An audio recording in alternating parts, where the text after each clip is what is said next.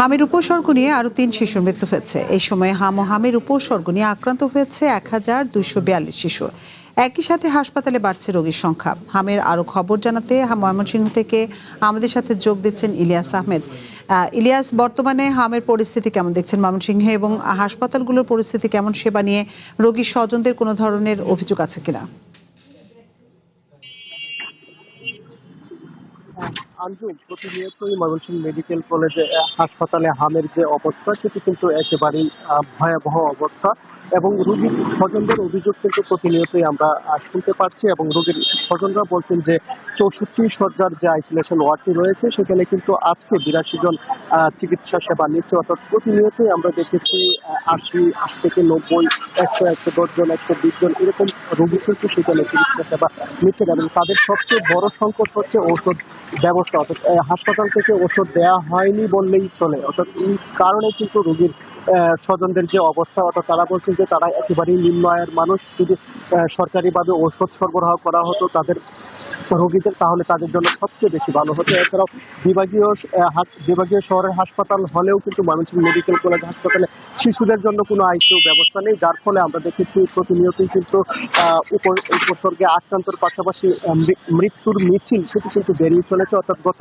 17 March থেকে এ পর্যন্ত 49 জন শিশুর মৃত্যু হয়েছে। এই বিষয়টি নিয়ে সাধারণ মানুষ, রোগীর স্বজন এবং নাগরিক নেতৃবৃন্দরাও কিন্তু তারা ক্ষোভ জড়াচ্ছেন। আমরা একজন নাগরিক নেতা রয়েছেন আমার সাথে একটু যুক্ত হব।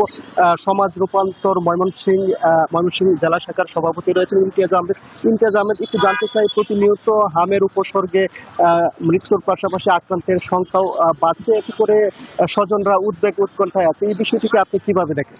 আসলে এই ময়মনসিংহের মানুষ হিসেবে আমরা ব্যতীত মর্মাহত যে এই ময়মনসিংহে হামে প্রতিদিন শিশু মারা যাচ্ছে। আগামী প্রজন্ম 49 জন হয়ে গিয়েছে। তো এই হাসপাতালের যে চিত্রটি আমরা দেখতে পাই, যে আইসোলেশন যে ওয়ার্ডটি রয়েছে সেখানে অব্যবস্থাপনা রয়েছে। স্বজনরা তো তারা সেবা পাচ্ছে না, শিশুরা সেবা পাচ্ছে না। ওষুধ কেন বাইরে থেকে আপনি কিনতে হবে সরকারি হাসপাতালে? এই যে বিভিন্ন নেতিবাচক চিত্রগুলো নিয়ে এই ময়মনসিংহে হামের চিকিৎসা হচ্ছে, যার কারণে প্রতিনিয়ত আমাদের শিশুরা মারা যাচ্ছে। আমরা খুবই মর্মাহত। আমরা মনে করি এর থেকে বের হওয়া আসা উচিত। সরকারকে, রাষ্ট্রকে, এই হাসপাতাল কর্তৃপক্ষকে যদি যথাযথ ব্যবস্থা না নেয় তাহলে এই মৃত্যুর মিছিল থামানো যাবে না। আমরা চাই ময়মনসিংহের এই মৃত্যু মিছিলটি থামুক।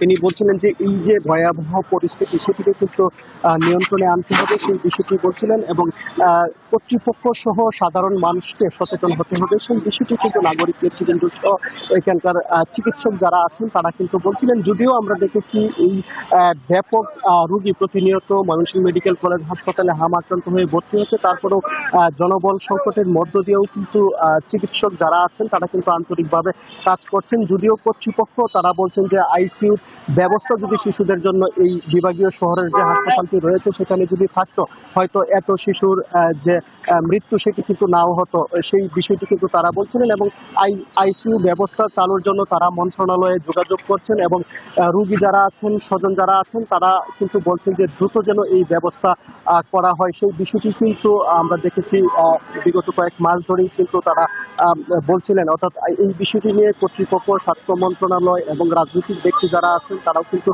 নড়ে চড়ে বসেছেন। এবং যেহেতু আইসিইউ ব্যবস্থা নেই, সেটিকে কিভাবে এখানে স্থাপন করা হয় এবং সেটির কাজ চলছে, এবং আরো কয়েক মাস লাগবে। অর্থাৎ সেই কয়েক মাসের মধ্যেই আইসিইউ ব্যবস্থা এখানে সম্পন্ন করা হবে।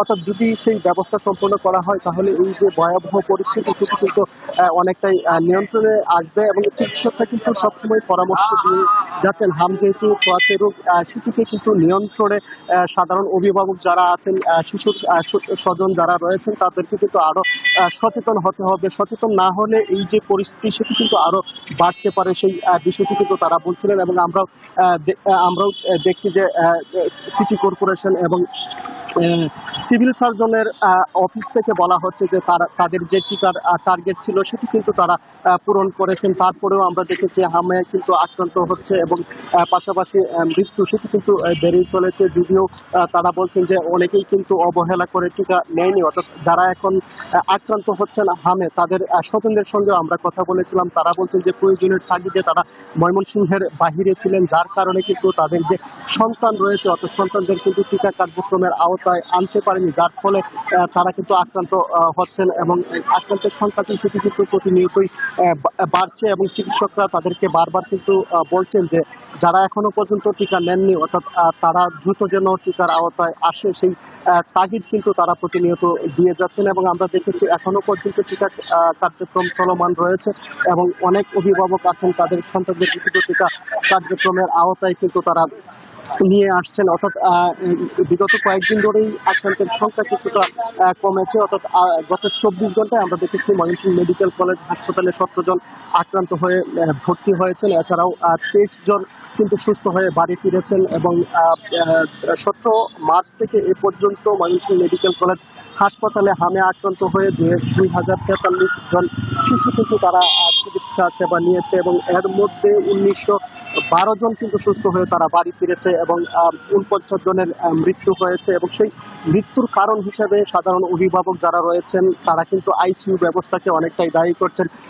চিকিৎসকরাও কিন্তু সেই দায়কে তারা মাথায় নিয়ে বলছেন যে যদি তাদের আইসিইউ ব্যবস্থা থাকতো তাহলে হয়তো এই 49 জন শিশুর মধ্যে হয়তো অনেকেই বেঁচে যেত। সেই বিষয়টি কিন্তু তারা বলছিলেন। এই ছিল আমার কাছে ময়মনসিংহ মেডিকেল কলেজ হাসপাতাল থেকে হাম পরিস্থিতি নিয়ে সর্বশেষ।